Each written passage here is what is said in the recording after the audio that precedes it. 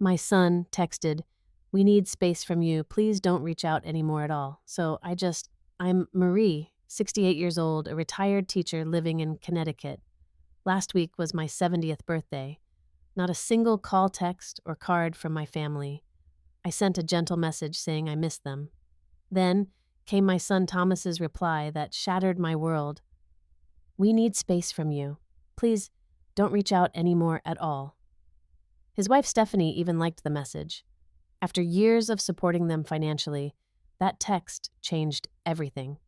I blocked their numbers and cut off access to the family fortune they'd been living off. Before I tell you what happened next, let me know where you're watching from and hit subscribe if you've ever had to stand up for yourself when family took you for granted. I spent 35 years as a high school principal before retiring. My late husband, Howard, built a successful construction company that left us very comfortable when he passed away 5 years ago. Thomas is our only child, and growing up, we shared a special bond. He was always curious, intelligent, and kind-hearted. I still remember how he'd bring home stray animals and beg to keep them, or how he'd save his allowance to buy gifts for classmates who couldn't afford new school supplies. Thomas excelled academically, graduating from Cornell with honors before pursuing his MBA. It was during his graduate studies that he met Stephanie. She was ambitious, charming, and beautiful. They seemed like a perfect match. Howard and I were thrilled when they announced their engagement. The wedding was lavish, more extravagant than we would have chosen, but we wanted them to have their perfect day. Howard whispered to me during the reception, "They're young. They'll learn about value with time." If only he had lived to see how wrong we were. After they married, subtle changes began in Thomas. Conversations that once centered around ideas and dreams shifted to material possessions and status. Stephanie seemed to encourage this transformation. Her social media showcased their lifestyle rather than meaningful moments. When our grandchildren, Lily and Jacob, were born, I thought they might ground Thomas back to the values we raised him with. I threw myself into being the best grandmother possible. I attended every school event, babysat whenever needed, and created special traditions just for us. Howard's passing hit our family hard. Thomas seemed genuinely grieving, but Stephanie was oddly focused on the inheritance details during the funeral reception. Our family attorney later told me she had approached him that very day to discuss the estate distribution. The reading of the will revealed Howard had left most of his assets to me with provisions for Thomas and the grandchildren. Thomas and Stephanie seemed disappointed, though the trust established was extremely generous. They received a substantial monthly allowance, plus we covered their mortgage on a 5-bedroom house in Westchester and the grandchildren's private school tuition. My financial advisor, Gregory, repeatedly warned me about the amount of support I was providing. "Marie, at this rate, they'll never learn financial independence," he cautioned during our quarterly meetings. But I brushed off his concerns. They were family, and what else was I saving for if not them? After Howard died, loneliness became my constant companion. Our home, once filled with laughter and conversation, echoed with silence. I tried volunteering, joining book clubs, and taking classes at the community center, but nothing filled the void of family. I invested even more in my relationship with Thomas, Stephanie, and my grandchildren, hoping to strengthen our bond during this difficult transition. About 2 years ago, I began noticing a cooling in our relationship. It started with small things that were easy to dismiss. Thomas and Stephanie began declining my invitations for Sunday dinners, which had been our tradition for years. "Sorry, Mom, we're just swamped with work," Thomas would say. Or, "The kids have so many activities these days, we barely have time to breathe." I understood busy schedules, so I offered to come to them instead. Somehow, those plans would fall through last minute too. "Stephanie's not feeling well," or "something came up with Jacob's school project." Then I started discovering family events I hadn't been invited to. Lily's ballet recital that I learned about while scrolling through Stephanie's Instagram the following day. Jacob's baseball championship game that Thomas mentioned casually after the fact. "Oh, we thought you wouldn't be interested," Stephanie explained when I asked why I wasn't told about Lily's school play. "It was just a small production, not worth your drive." Not worth my drive, I would have crawled there on my knees to see my granddaughter perform. Holidays became particularly painful. Last Thanksgiving, they announced last minute they had accepted an invitation to spend the holiday with Stephanie's family in Vermont. I ended up having dinner alone at a restaurant, smiling bravely while the hostess gave me pitying glances. My closest friend Barbara noticed something was wrong. Marie, what's happening with Thomas and the kids? I haven't heard you mention them in weeks.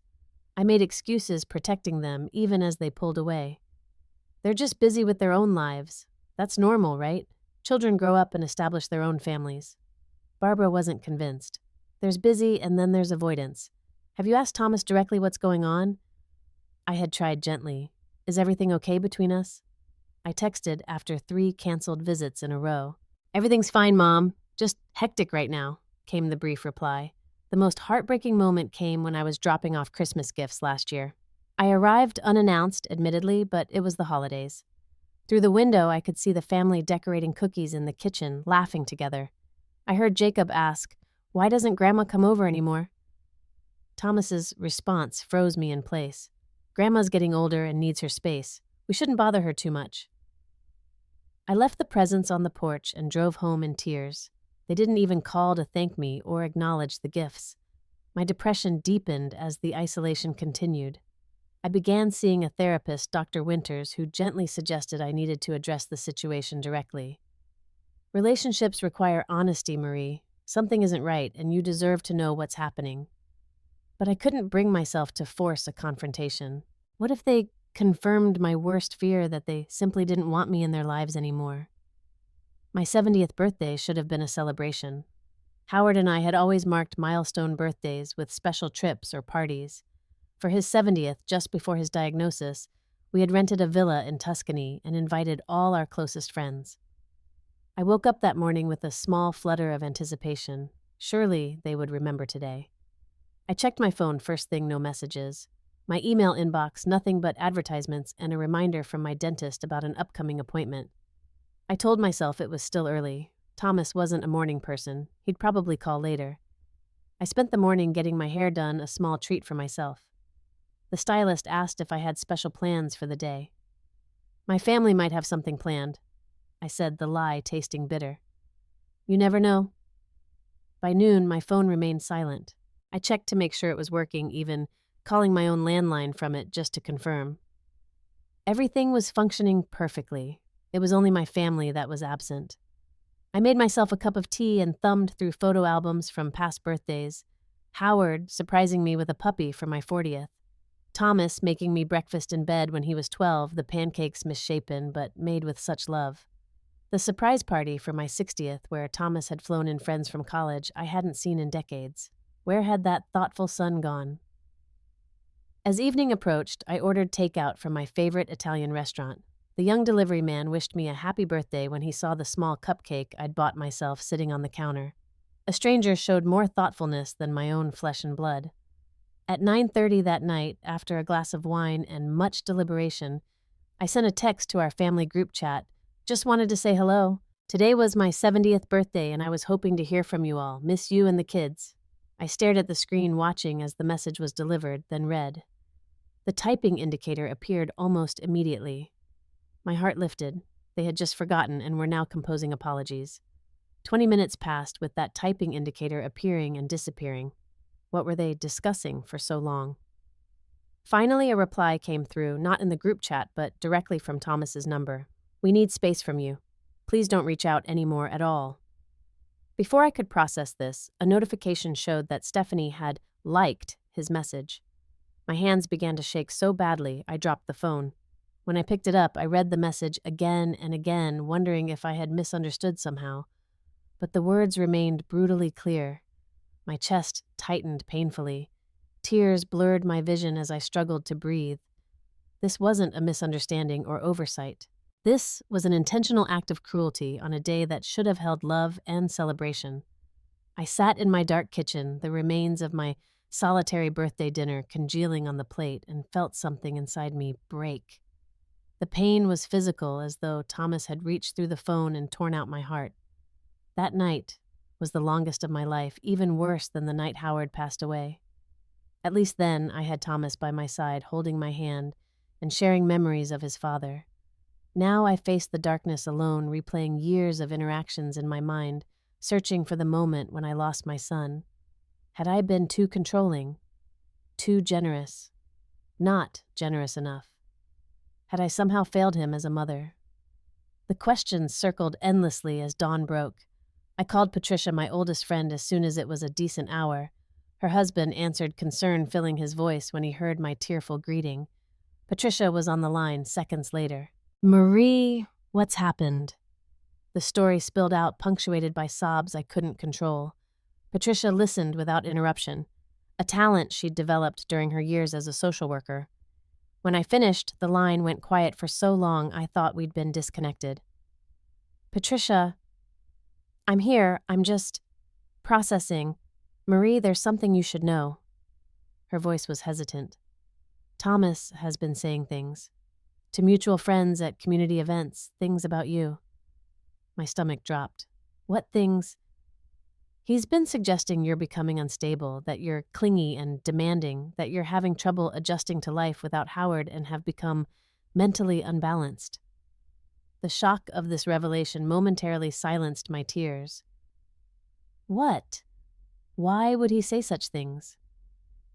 "I don't know, honey, but Gordon heard him at the golf club telling people he and Stephanie are managing your decline and making arrangements for your care, as if you're incapacitated." A cold clarity began replacing my hurt. This wasn't just neglect. This was calculated character assassination. Why would my son deliberately undermine me this way? The question lingered as I thanked Patricia and hung up.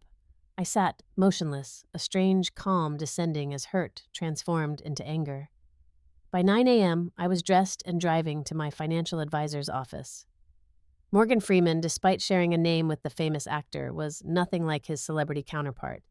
He was blunt, analytical, and had been warning me about my financial arrangements with Thomas for years. "I need to understand exactly how much support I'm providing to Thomas and his family," I stated as I sat across from his desk. Morgan's eyebrows rose slightly. "Finally! I've only been suggesting this for 4 years now." He pulled up my accounts, walking me through the extensive financial support, the monthly allowance that would be generous for a family of 6, let alone 4. The mortgage payments on a house worth nearly $2 million. The private school tuition for both children at $20,000 per year each. The credit card bills I paid without question. "There's something else you should know," Morgan added, scrolling through his emails. "Thomas has contacted me 3 times in the past year requesting an increase in the monthly allowance. I told him all changes needed to come through you directly." The picture was becoming clearer. I was a bank to them, not a mother or grandmother, and banks don't need birthdays acknowledged or Sunday dinners. They just need to keep the funds flowing. I left Morgan's office with a new resolve. I would not remain a victim of my own generosity. I drove straight to my attorney's office, thankful she could see me on short notice. Diana Peterson had been Howard's attorney first, but we'd developed a friendship over the years. She listened intently as I explained the situation and what I wanted to do. "It's entirely possible," she confirmed. "The trust is structured to give you considerable control. We can make these changes quite quickly if you're certain." "I've never been more certain of anything," I replied, my voice steady for the first time that day. The next morning, I approached my plan methodically. First, I blocked Thomas and Stephanie's numbers on my phone. The action was surprisingly easy, a few taps, and they were gone. Next, I changed my email address, setting up automatic forwarding from the old one, but with filters to block their messages. I deleted my social media accounts after downloading photos of my grandchildren. I wasn't ready to lose those memories yet.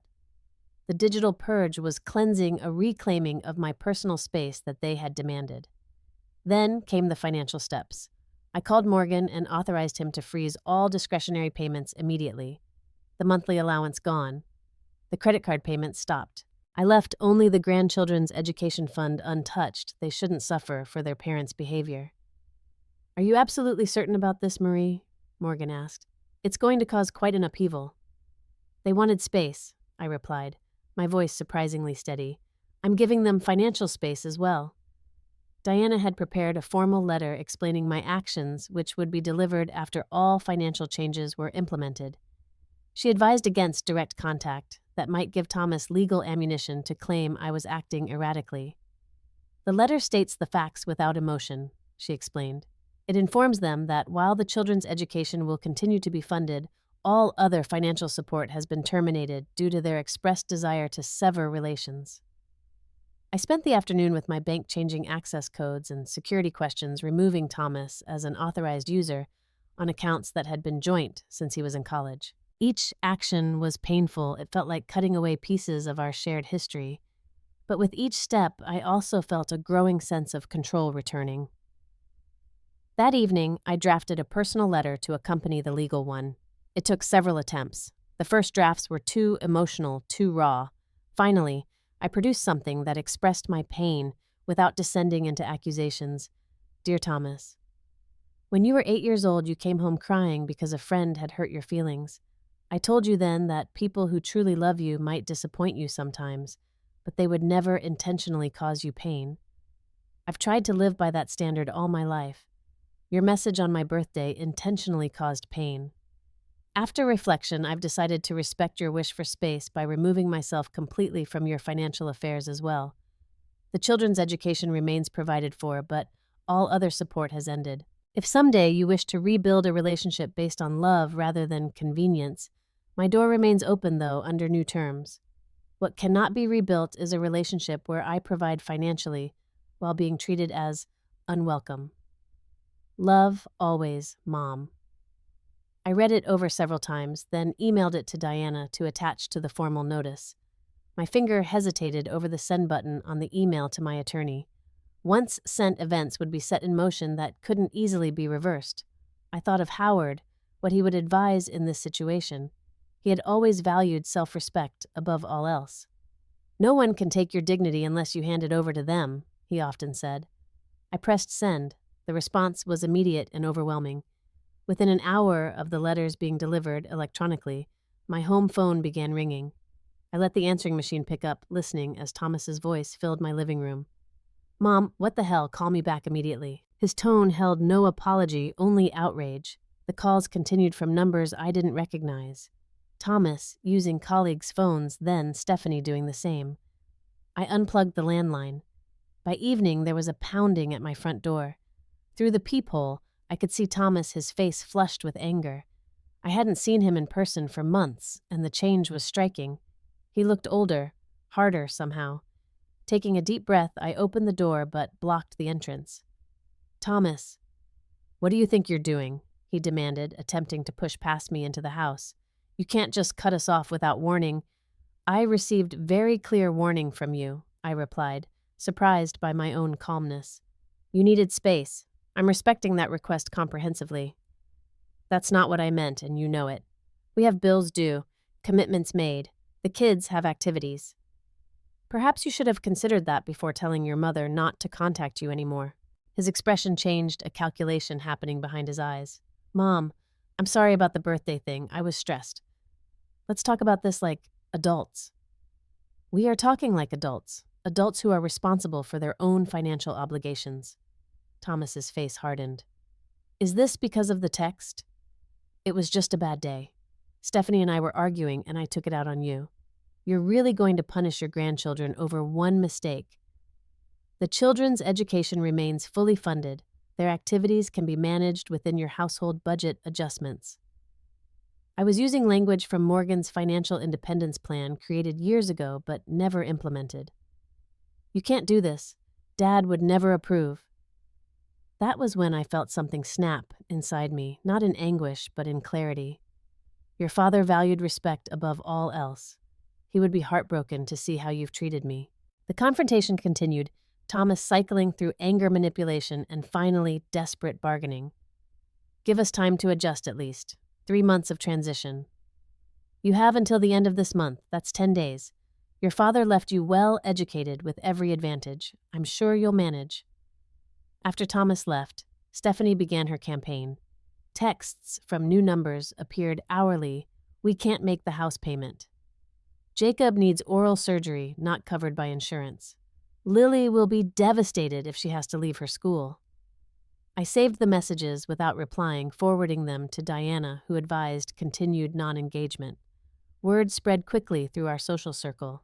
Thomas apparently told people I had suffered some kind of breakdown, cutting off my beloved family in a fit of dementia. Some believed him, the same people who had nodded sympathetically when he spoke of managing my decline. Others saw through the narrative. Barbara brought dinner and sat with me through a particularly difficult evening. My neighbor George, a retired judge, offered legal contacts if needed, and told me he'd overheard Thomas at the country club discussing how to leverage Mom's assets months ago. The hardest part was the silence from my grandchildren. I missed our Saturday morning pancake tradition. Our trips to the botanical garden, the way Jacob would call just to tell me about a new insect he'd learned about. According to Barbara's daughter, who taught at their school, they were told I was not feeling well and needed time alone. Then came the photos in my mailbox unsigned no return address. Lily, looking sad at a school event. Jacob holding a drawing clearly made for me. The manipulation was obvious and painful. 3 weeks into the standoff, Thomas requested a meeting at a neutral location, a coffee shop downtown. I brought Diana as a precaution. This has gone far enough. He began looking noticeably less polished than usual. You've made your point. This isn't about making a point, I replied. It's about respecting the boundaries you established. After an hour of circular conversation, Thomas finally asked the question I'd been waiting for. What would it take to fix this? Acknowledgement, accountability, and a new understanding about our relationship going forward, financial and personal. For the first time, he looked genuinely reflective. I may have taken advantage of your generosity. It wasn't a full admission, but it was a start. 2 months passed with significant changes on both sides. I established a new routine focused on my own well-being. Morning walks with Barbara, afternoon volunteering at the Literacy Center, evening classes in watercolor painting. Something I'd always wanted to try but never made time for. Weekly therapy sessions with Dr. Winters helped me process the complex grief of losing the relationship I thought I had with my son. You're mourning an illusion, she explained, during one particularly insightful session. The son who would never hurt you intentionally. That's a different grief than losing someone to death. I made new friends at the community center, people who knew me only as Marie, not as Thomas's mother or Howard's widow. There was freedom in building relationships from scratch, being seen for who I was rather than my connections. The most unexpected development came on a rainy Tuesday when Thomas appeared at my door alone. His appearance had changed substantially. No designer clothes, a simpler haircut, the luxury watch replaced by something modest. Can we talk? He asked, his voice lacking the entitled edge I'd grown accustomed to.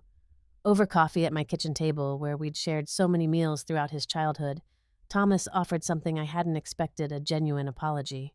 I lost sight of what matters, he admitted, staring into his cup. Stephanie and I both did. We got caught up in appearances and what other people thought of us. The houses, the cars, the vacations, they were never enough. We were always straining for more. And I enabled that, I acknowledged. Yes, but we exploited your generosity. When you started asking questions about our spending, about why we needed more, it was easier to push you away than face the truth. He looked up, meeting my eyes directly. The text on your birthday was cruel. Inexcusable. I'm deeply sorry, Mom. It wasn't an instant reconciliation. Trust, once broken, doesn't mend with a single conversation.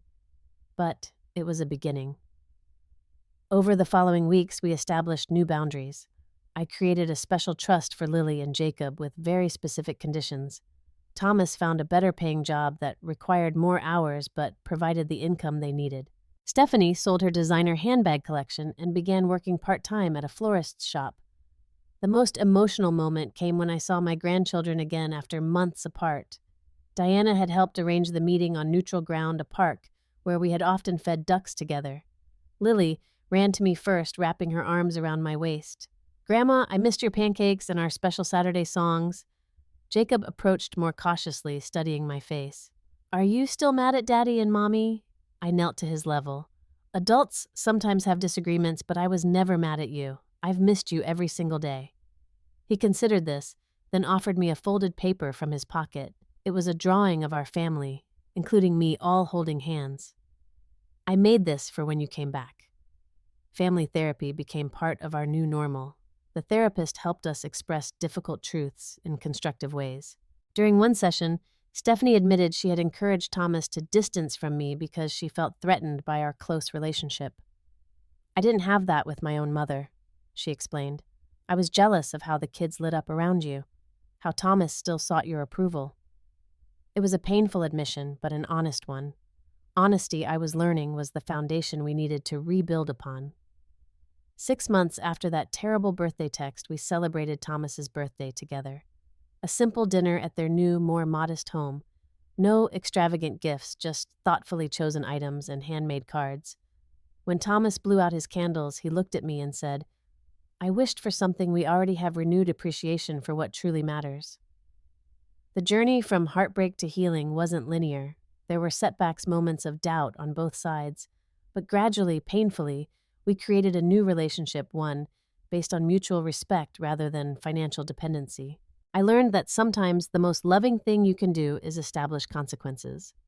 That being a good mother to an adult child means expecting them to behave like an adult. And most importantly, that valuing yourself teaches others how to value you too. Have you ever had to make the difficult choice to stand up to family who took advantage of your generosity? Share your experience in the comments below. If this story resonated with you, please subscribe to hear more lessons learned the hard way. And remember, it's never too late to teach people how to treat you with respect. Thank you for listening to my story today, and may you find the courage to value yourself in all your relationships.